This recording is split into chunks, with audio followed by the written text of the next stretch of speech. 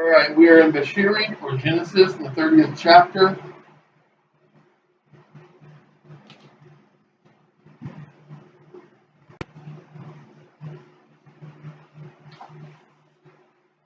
All right, verse 1, it says, And Rachel saw that she had borne Yaakov no children. She became envious of her sister.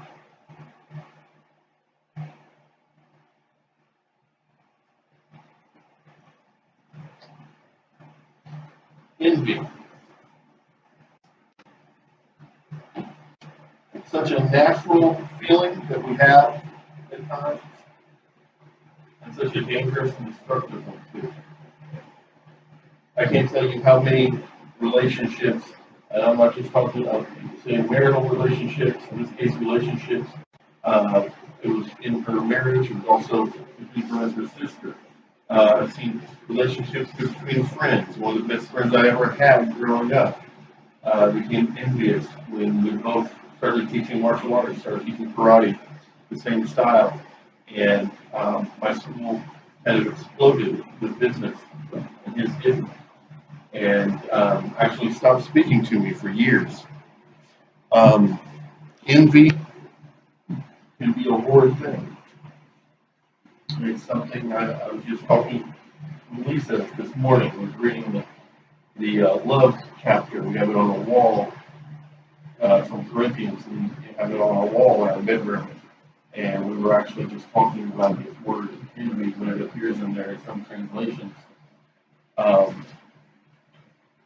Envy can be destructive. It is destructive. Envy. I've never seen a situation where envy was purely productive in a relationship. I have seen cases where it inspires people to want to do better because they see that someone's being blessed for their hard work or their righteousness or what have you, and suddenly the other person is like, I want that. And in rare cases, I see that person get up and say, show me how to do what you're doing. Show me how to be blessed like you're blessed. Show me how to have what you have. And that's beautiful. But those are the rare cases. Generally, envy is a destructive thing.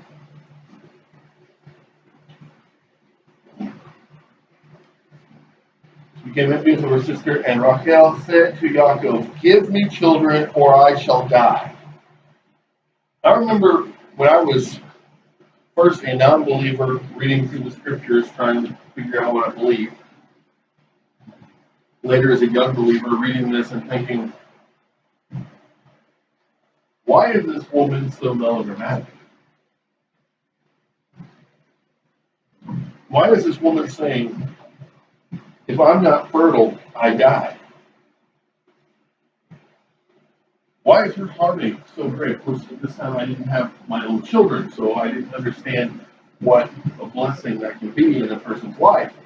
But I looked around and I saw so many families that had no children and the couple seemed happy enough. I saw families that had a bunch of children and they seemed miserable because nobody had enough food. I wasn't looking through his eyes to see what a blessing children could be.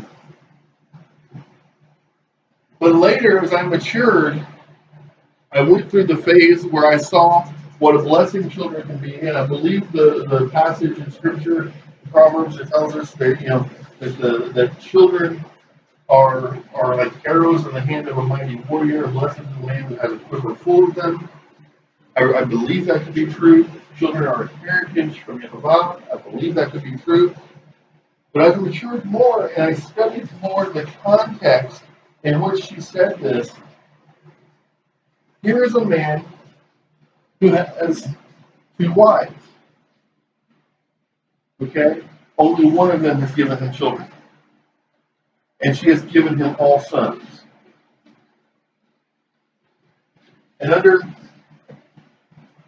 the Hebraic law, which had not been codified yet, but was being followed, when that man died, it didn't matter how wealthy he was, all of his wealth went to who? His sons. And if she produced him no heirs, she would have no sustenance. This is what we see in Ruth. Okay? When her husband died, there was no one to take care of Naomi. When her husband and her sons died, there was no one there to inherit from her husband. There was no one to care for her. And she could have and would have died had it not been for the actions of Boaz marrying Ruth, and Ruth still caring for Naomi. And I believe, at least in part, that is what Rachel's heartache was here, because she said, if you die, I have no sons to inherit anything, and I will die.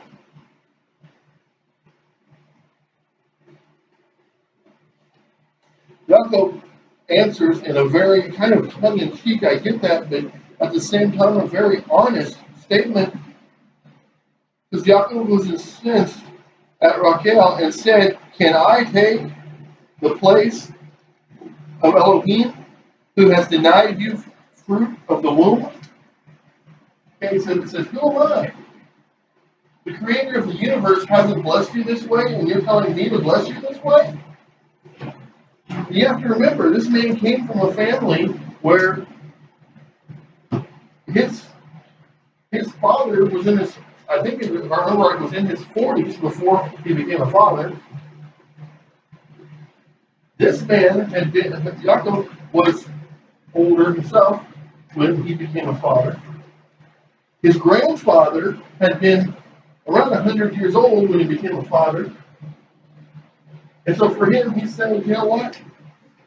It's not in my hands, because he's seen this process, he's seen this problem before, and he's learned, when it happened or what happened. He's forgetting that his father prayed for his mother that she would bear.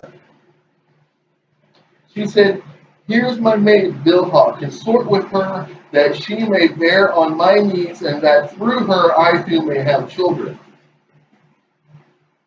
Okay, so she's saying, this is kind of almost like an adoption type idea, almost like a surrogate mother. People today, some people are like, people call themselves believers, like, that's a horrible thing. If God doesn't bless you, just don't worry about it. This is an instance much like that, where she's saying, you know what?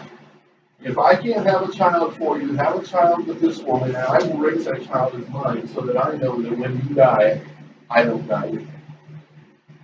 I don't die as a result of it. She gave him her maid Bilhah as concubine. Now, we've talked about the two different primary differences that I've found in my research between what scripturally is a wife and a concubine. Some of the scholars say it simply meant she was not herself of the Jewish faith, okay, and therefore could not be considered a wife. Other scholars say that it wouldn't have mattered, it had to do with rights of inheritance, and if you didn't personally say the sons of Bilhah also inherit, then she would not be considered a wife. Okay, so depending upon what scholar you read, who you believe there, you can go either direction with that. And Yaakov cohabited with her, so he went and lived with her, or she went to live with him, which one or the other. Bilhah conceived and bore Yaakov a son. And Rachel said, Elohim has vindicated me. Indeed, he has heeded my plea and given me a son. Therefore, she named him God, judge, because Elohim can judge her. He given her, even though he wouldn't give her fruit of her own womb, he gave her fruit of someone else's womb to raise.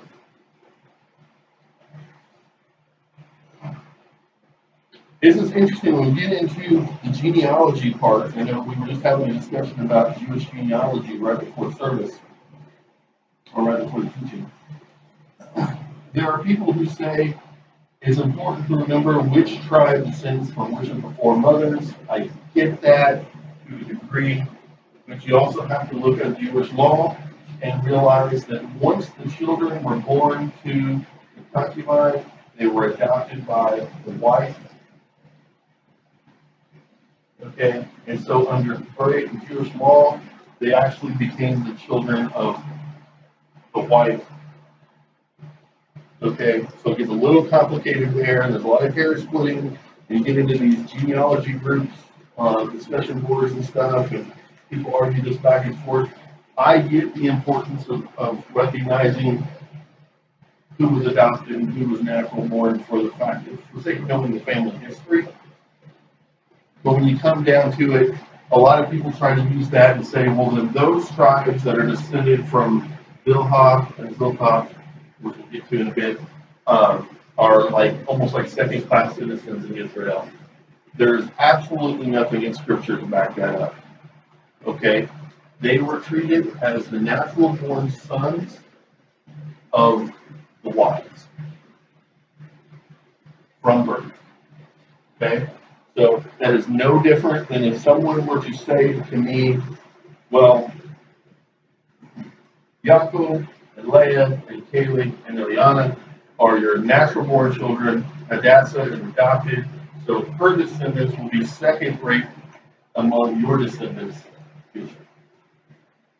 I would have some pretty hard words to say to that person. Okay?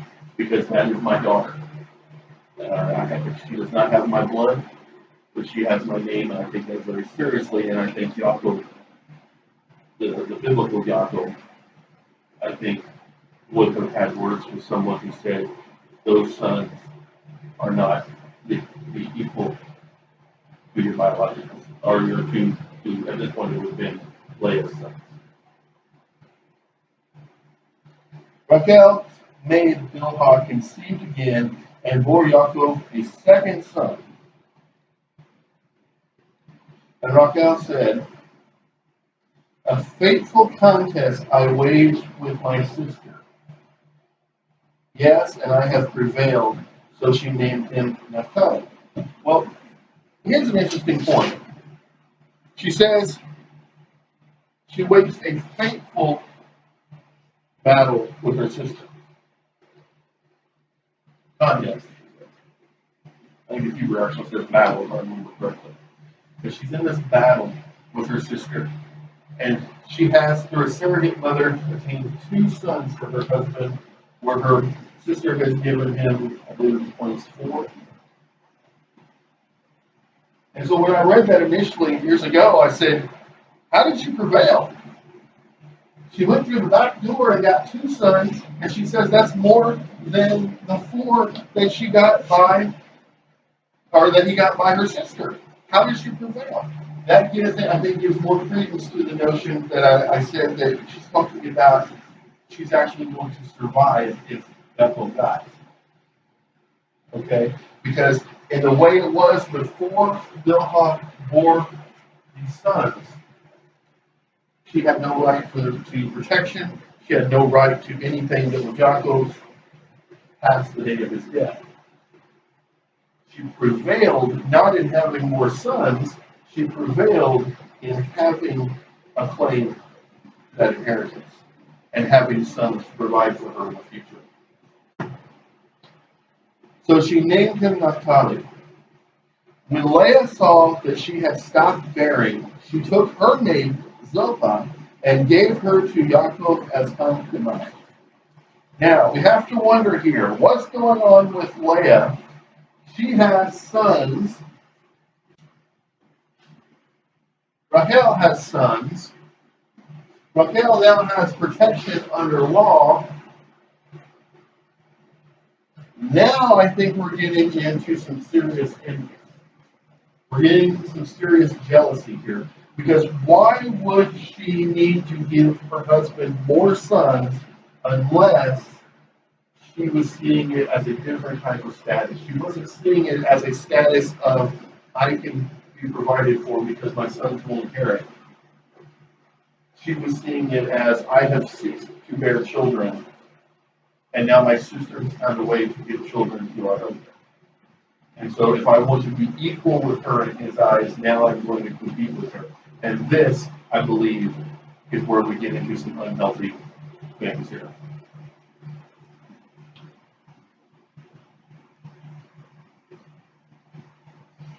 And when Leah's maid Zilpah bore Yaakov a son, Leah said, "What luck!" So she named him Gad. And I wondered about that, and I went and looked it up. It never occurred to me until I was reading it last night. The word there isn't actually luck. The word there is actually fortune, as in blessing. It's like when we talk about Mazel Tov. It literally means good fortune. So people take it as good luck. Okay, but it actually means good blessing. Okay, like you have been blessed. Okay, and that's actually Hebraically what we're talking about here if we break down the original word. When Leah's maid Zilpah bore Yaakov a second son, Leah declared what fortune, meaning women will deem me fortunate, so she named him Asher. Okay, so there's a play on words here. She's saying she has a double blessing. Okay.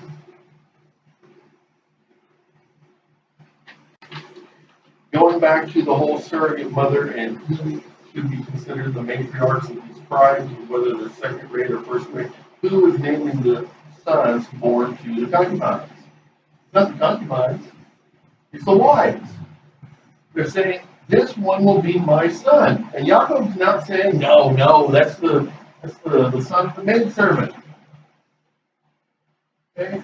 And I think there's probably some wisdom handed down here from Grandpa, from Abraham, okay, because what happened with Sarah, okay, when suddenly she could have children, then what happened to the son of the maidservant? He got treated like he was second rate, and it caused a lot of problems in the family.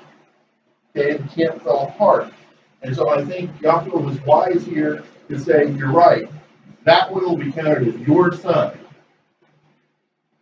Okay?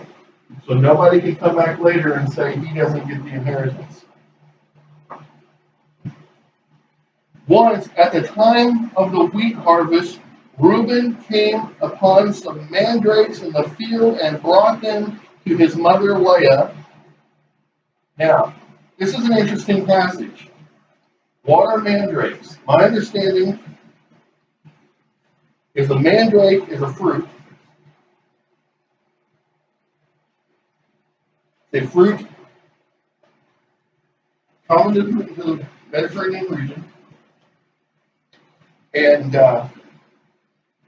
it was known in that time to be a natural cause for fertility among women. Now, my wife and I have talked about just recently about how it's strange. Generations ago, mothers taught their daughters, when you get married, when you and your husband want to have children, eat these things, not these things, because it will increase your fertility. And when you and your husband are done having children, stop eating those things and eat these things. It will shut off your fertility cycle for the most part until you get to a certain point, or until you get to where you want to have more children, if you do. Okay? So this whole concept of planning a family is not a new thing. But somewhere along the line, the breakdown in the conversation between mothers and daughters happened. And then people were having children left and right, or they weren't able to have children and they didn't know why. And either one, they were causing problems in their marriages. Okay? And so they came up with this whole thing, well, doctors will prescribe you medications to either make you fertile or not fertile. Okay? And the problem with that is they're not giving you the natural things that Elohim created to make you fertile or not fertile. They're giving these women things that are toxic to their bodies and possibly toxic to their future children. Okay?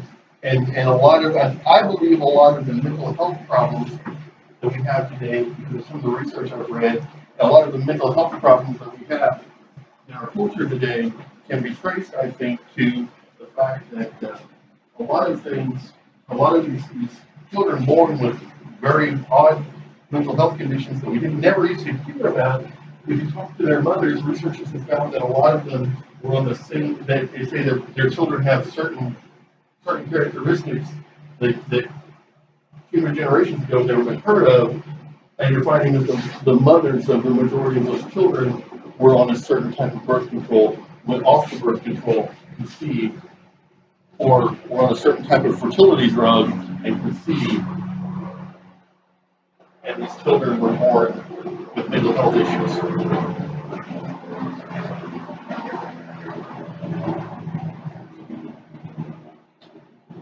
So we know that Reuben now, we don't know exactly how much time has passed. We don't know exactly how long the age difference is between all the sons. We know that Reuben is old enough to be out in the field at harvest.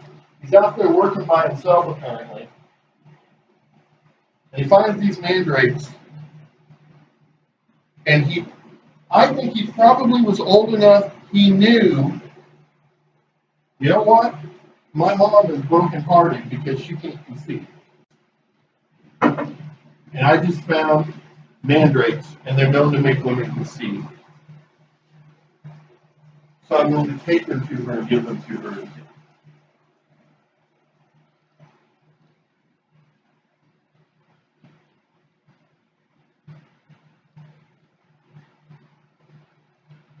Rachel said to Leah, "Please give me some of your son's mandrakes." But she said to her, "Was it not enough for you to take away my husband, that you would also take my son's mandrakes?" See, this is where I say we're getting into the envy. Okay? This isn't about self-preservation. This is about wanting to have that greater status in the eyes of your husband. Okay? And this is where the discord in the family stems from. As Rachel replied, "I promise he shall lie with you tonight in return for your son's mandrakes." Okay? Now, some people will look at that, a lot of people will look at that and say, so she just traded her husband for food. No. She looked at the natural order of things in their marriage, which was that he had 2 wives. And she said, his other wife is longing to be with him. And if I have these mandrakes, maybe I can conceive with him the next time that we get them. She had that natural inclination of wanting to bear her own children. And so she said, you can be with him tonight, let me have the mandrakes. And my guess is, I don't know how long you had to wait after you ate the mandrakes to be fertile, but she probably timed it exactly right. Okay, she probably didn't sit down and eat the mandrakes and say, go be with her husband. Probably said, you go ahead and do that, I want the mandrakes. I prepared them for the time when it would be right. When Yaakov came home from the field in the evening, Leah went out to meet him and said, you are to sleep with me, for I have hired you with my son's mandrakes. And he lay with her that night. Elohim heeded Leah, and she conceived and bore him a 5th son. And you see this? It doesn't say that she prayed to him, but it says that he heeded her, and that tells me that she prayed to him. And this goes back to, I think, to the story of Yitzhak and Rivka. Okay, that there was a prayer heeded. There wasn't any need for mandrakes. I'm not saying they didn't ever try it. I'm saying there wasn't any need because they prayed about it and there was an answer. And that's what happened with Leah, is that she prayed about it and she was answered. And Leah said, Elohim has given me my reward for having given my maid to my husband. So she named him Yitzhak. Now there's one. A lot of people who read that, when you're reading from a Western mentality, when you're reading from a mentality of Americanized, Europeanized family structure, and they say, wait a minute, that woman's got a twisted mindset. She thinks God in heaven rewarded her for giving her husband another woman.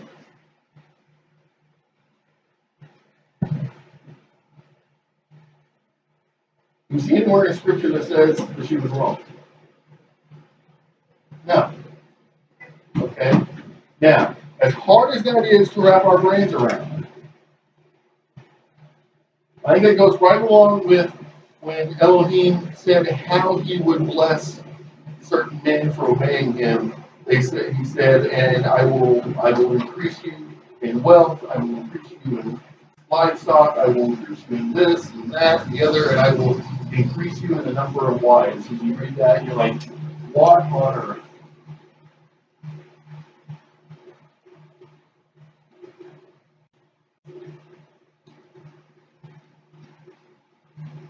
We have a commandment. We have a commandment to obey his word. And there's no place in the word that says that a man has to have multiple wives. And there's no place in the word where it says that a man has to have any wife. Okay? Whereas a species, we're told to go forth and multiply. It doesn't necessarily specifically mean one person has to go forth and do that. Okay? As much as we have to not read into the word when it tells us, go forth and multiply, and then try to push that. The churches have done that. I can tell you how many, I can tell you a list of men I know who got married because their churches pressured them to get married. Okay? I remember when I was a single guy in my early 20s, and I wasn't even dating anybody right then at the time, and people started asking me if something was wrong with me. There was nothing wrong with me. I was just single. Okay? You're nodding your head, brother. You've heard that, haven't you? What's wrong with you? You've heard it from your own father. When are you going to give me grandchildren? He doesn't care if you find the right woman that believes like you believe. Right? All right? That's heartbreaking. But as much as we shouldn't judge that, we also shouldn't judge the patriarchs for doing something that doesn't violate Scripture. For doing something that was Elohim himself said was going to reward. Okay? You can't read into it either way. We need to read the Scripture what the Scripture says. Okay? In this case, it says that she was blessed for arranging this other union.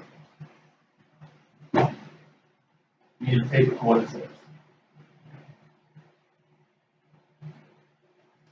When Leah conceived again and bore Yaakov a sixth son, Leah said, God has given me a choice gift. This time my husband will exalt me, for I have borne him 6 sons.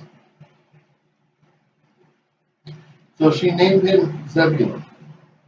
Last, she bore him a daughter and named her Dinah.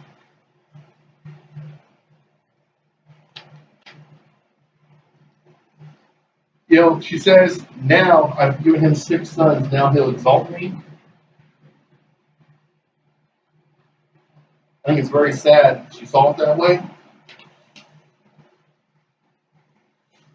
Because Elohim had already exalted her.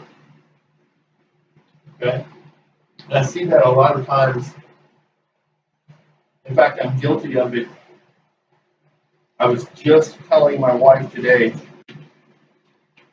how frustrated I got over some work situations. And how I didn't feel I was being recognized for certain things in my work. And I read this, and it gets laid on my heart just now. You know what? I've been as guilty in that as Leah was being when it came to bearing her sons. She was waiting for Yaakov to exalt her. And my guess would be Yaakov was exalting her in many ways. Okay? I do believe he was. I don't believe she was this hated person on the outside of the relationship. But I think she couldn't see that. I think she couldn't see the ways that she was being exalted by her husband because it wasn't what she was looking for.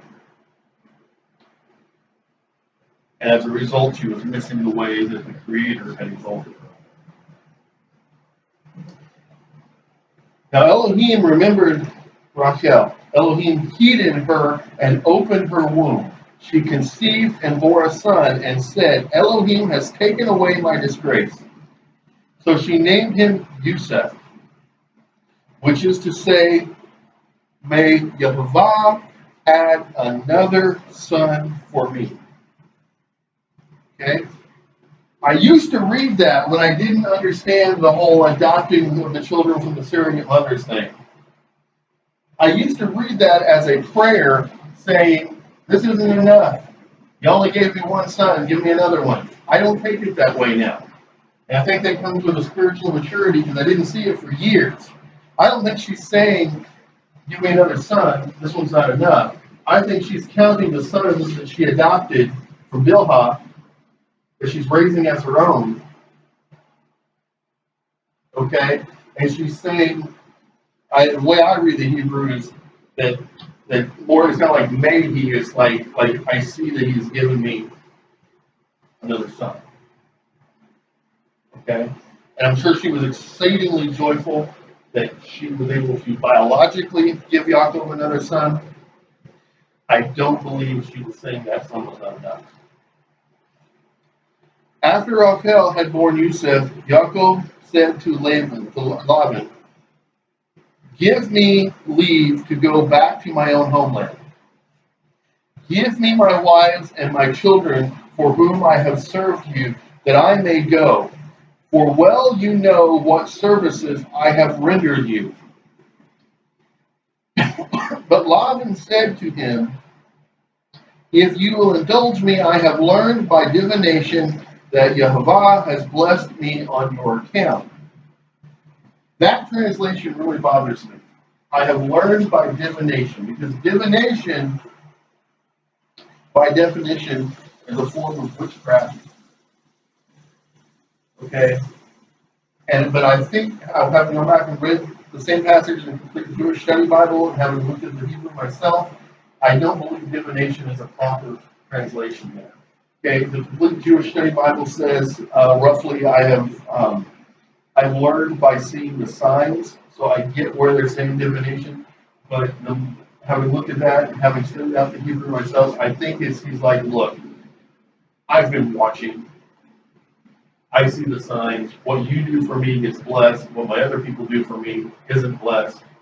Okay, everything I've got because Yehovah is with you and you are with me. So let's make a deal. Because I don't want to see you leave. Okay, I think this is probably the first time in the whole story of Laban's life that we actually see him deal honestly with somebody. Okay, so I think he's starting to learn his lesson and saying, I'm not going to mess with this guy anymore. But I need to do what I need to do to keep him here, because everything that I have is because he's blessed by this Elohim. And he continued, name the wages due from me, and I will pay you. In other words, I mean, this to me, this is like Garth Brooks. Okay? When Garth Brooks started making music, nobody thought he was going to make more than one album. Okay? He had to fight his way, basically, into being a singer-songwriter. And one day he reaches a point where he's going in to sign his latest new contract, and he reads the new contract, and he knows that everybody from his manager to everybody that has come along on the tails of his success is where they are and making all the money that they're making because of how good of a singer-songwriter he is. Okay? And he says, I don't agree with this contract. And they're like, what? This is a standard contract in the industry. I said, I know that. But let's be honest. I don't know exactly how he worded it. It just was, let's be honest. I'm not a standard musician in the industry. He says, I want a contract that says what your contract says. Your contract says, however good the music does, that's what I get paid. The more albums I sell, it's not, I get paid this much for making this album and doing this tour. The more albums I sell, the more seats that are sold out, the more whatever, okay? The more you make, the more I make. Tell me what's not fair about that. And everybody in the room was like, you're right. And now that he's retired, come back, that whole thing. He actually advocates for other up-and-coming musicians to get the same type of contract because it's fair. And I think that's the conversation that we see happening here right now. Okay? Because he says it's gone from Laban having control over the situation and telling Yaakov what he's going to get for doing the work. He says to Yaakov, you're valuable enough to me, your work is valuable enough to me, you tell me what it's worth to you, and let's come to an agreement. And you know what?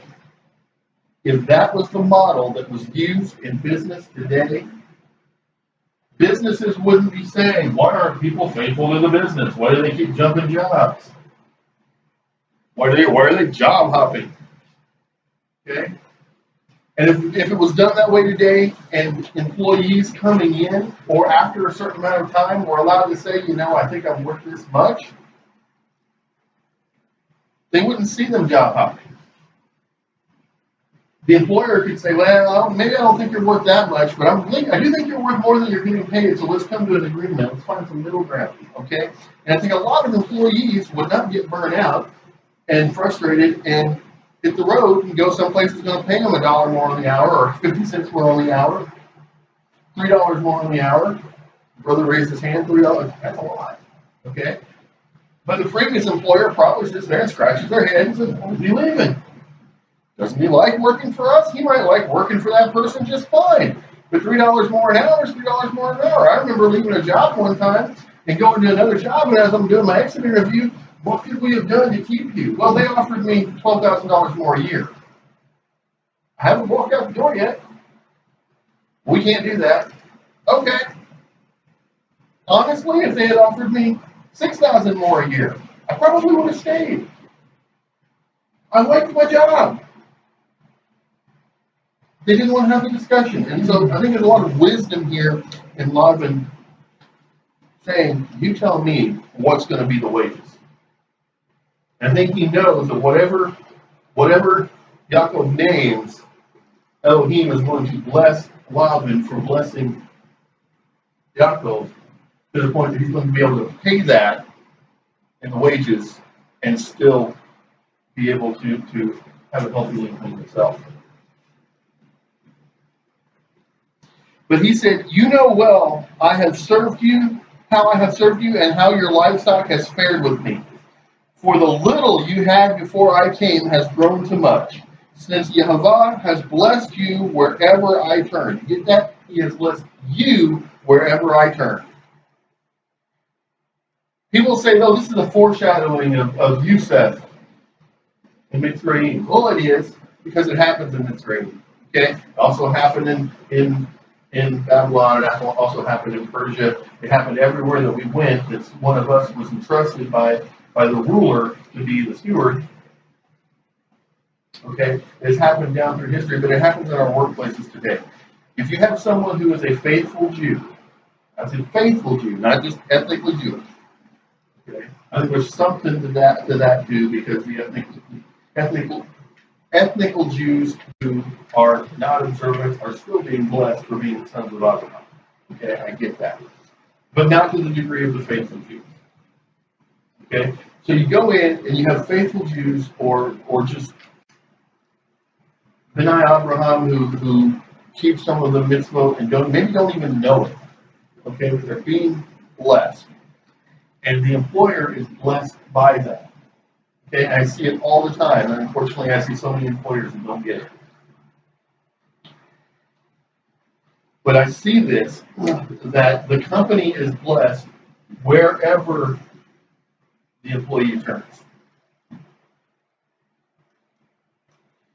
And now, when shall I make provision for my own household?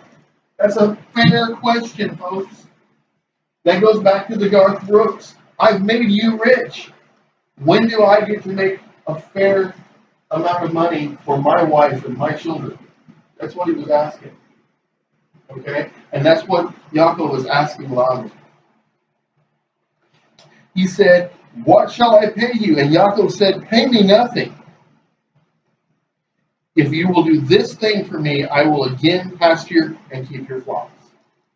Okay? He says, I don't want your gold and your silver.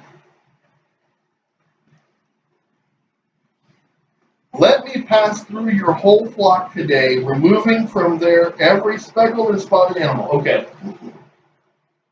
check this out. Check this out. He literally says, let me walk through, do I say, let me walk through your factory or your warehouse or your store or whatever, and let me take out the defective products. I say defective because when you have a speckled or spotted animal, later next it says every dark colored sheep and every spotted and speckled goat. Such shall be my wages. He's saying when these animals that you have trouble selling their wool, they're not as valuable to you. They're good for me, but they're not as valuable for wool because they have to be dyed before they're processed and then re-dyed. Okay? They don't bring as much for you at market. Give me those. You keep what you see as best for your business. You give me the off-fall. Okay? You ever work in a wood factory and you have the off-fall bin?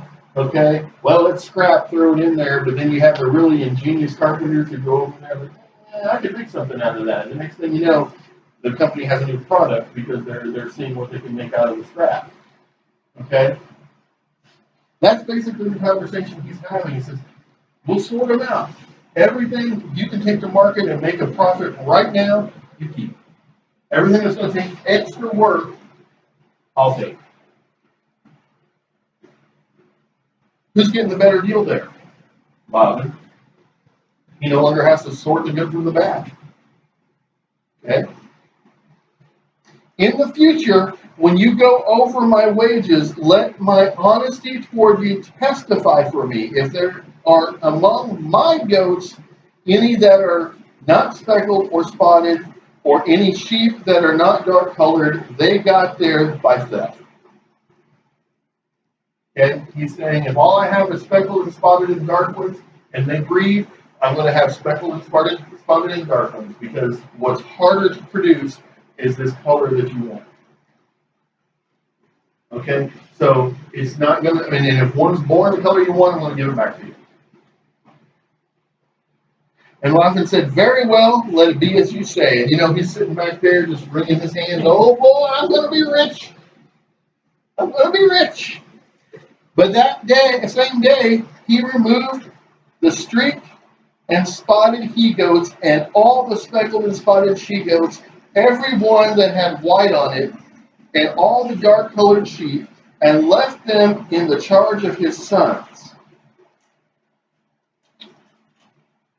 And he put a distance of 3 days' journey between himself and Yaakov, while Yaakov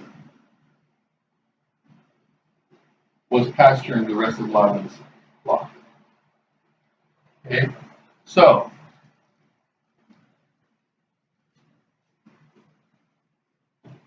think about that.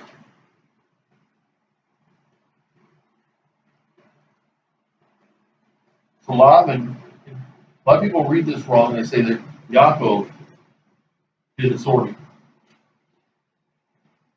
That's not what it says. It says he, and so it's easy to misread that and think that it's Yaakov doing it. But if you read the last of it, it says he put a distance of 3 days' journey between himself and Yaakov.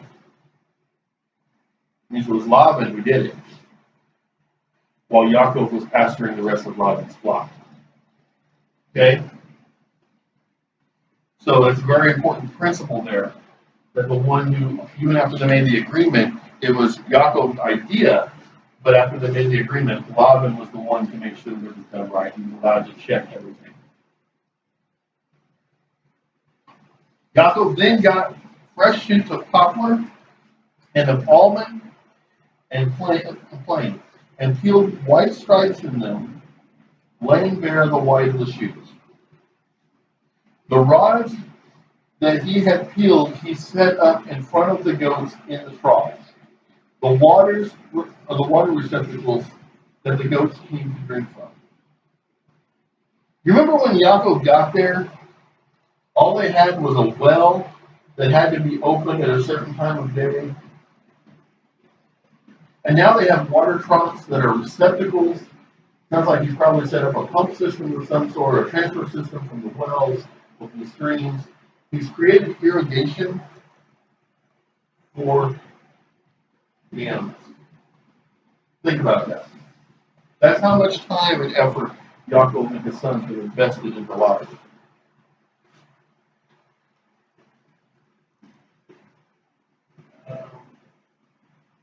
Their mating occurred when they came to drink, and since the goats mated by the rise, the goats brought forth streaked, speckled, and spotted young. Now, I have read so many different opinions on this. Some say that it was just an old wives' tale. Some say that there was a mixture of chemicals in those three plants that he put down in the water that caused the mothers to be more likely to produce speckled and spotted and streaked and dark colored babies. I don't know enough about it to say, but I don't think it would be in scripture if it was just a wives' tale. I think there was something going on there. Yaakov had been dealing with sheep his entire life.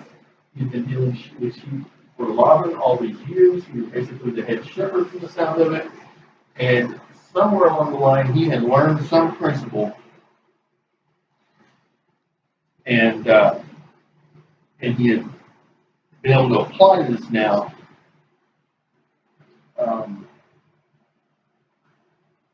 It says, since the goats mated by the rods, but Yaakov dealt separately with the sheep. He made these animals face the streaked or wholly dark-colored animals in Laban's flock.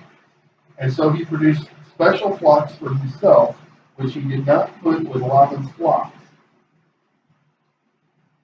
Moreover, when the sturdier animals were mating, Yaakov would place the rods in the troughs in full view of the animals so that they mated by the rods.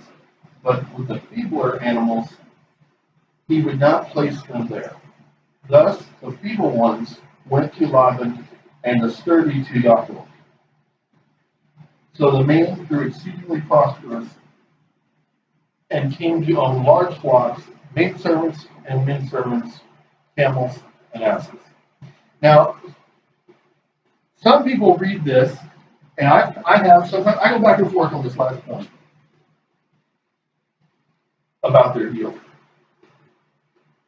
Because he makes an honest agreement, and he says, whenever there's a speckled, spotted, dark-colored, striped, whatever, anything you don't want to take to market because of the extra work, I'll take it. Anything you want for market, you can have it. That's an honest deal.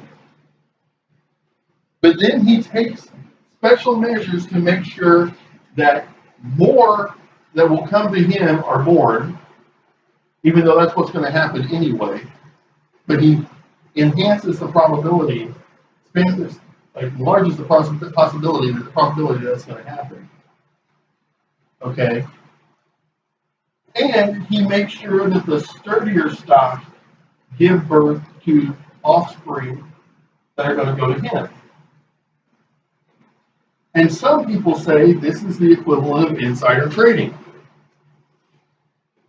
Other people say no, it is perfectly fair within the spectrum of the agreement, within the confines of the agreement that they made. Because if Laban cared enough, if he wasn't sitting on his lazy butt, as I've heard it put that way, if he had gone out and watched and said, you know what, if I do that, I'll have healthier stock. Okay? And you know what? Just because Yaakov said, you know what, if there's any good one in my flock that's what you want, you can consider it theft. It never said that Laban took to keep some of the others for himself. He didn't. But that's not actually part of the agreement. So I'm not going to tell you what to believe, whether this was him being a trickster again and dealing unfairly, or was this him using that same. It's like I've talked a lot about when I worked in corrections. If I had the opportunity and you gave me 10 10 people to hire for a job. 9 of them have the right degree and some considerable work experience in the field, and one of them is a truly reformed criminal who is not going to break the law, who is not going to steal from me, but still has that thought process to know how to not break the rules, but how to work within the system to create a better benefit, who can use that ingenuity to outthink what most people are going to do. You know who I'm going to hire? Call me crazy, call me a fool. I'm going to hire the guy who thinks outside the box. Because when I'm in a jam and I don't have the right solution, I'm going to say, what you got for me? Okay? Because if there is a different thought process, that if you can keep it from being antisocial, you can keep the person working within the confines of the law, what you got there is some genius level creativity. And so part of me says, you know what? Within the construct of their actual agreement, he's really not doing anything he said he wouldn't do, but he's using that same trickster mindset and saying, you know what? How can I do the very best for me and my wives and my children? Okay? And you can't fault him for that.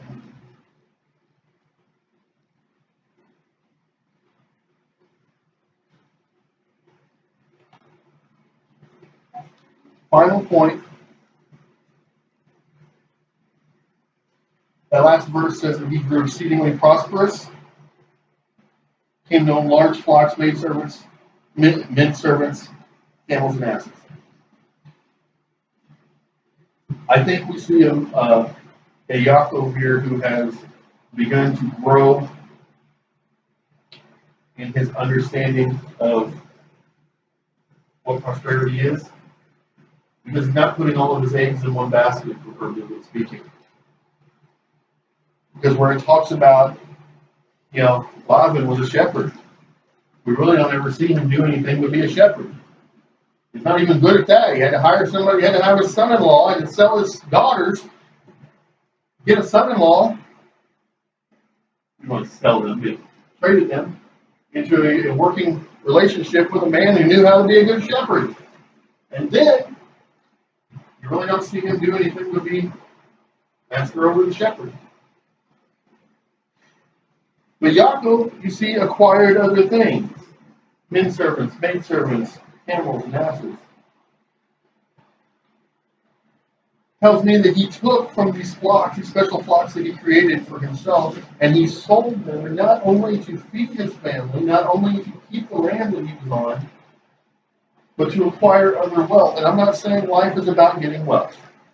Okay, I'm not a name to claim a guy. I'm saying he was wise enough to invest in other things, because you know what? He wasn't going to be there his whole life. He wanted to go home.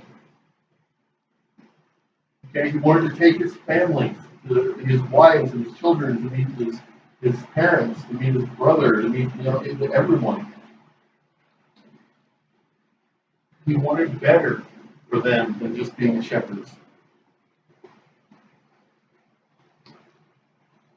And so he made it happen. He took what he was blessed with, and he very wisely traded that, some of that, for the other things that he wanted. Men servants and maid servants. Here, we're going to see more so than in the life of Yitzhak, at least as much as in the life of Abraham. We're going to see where the men servants and the maid servants begin, they over time they start to cease to be servants, and they start being treated like family. And tradition has it that as they were coming into covenant with Elohim, that they ceased to be treated like the employee. They started being treated like the family member in the family-owned business. Okay, and that becomes the model that we see down through history. Then it becomes the model for how we are supposed to treat employees.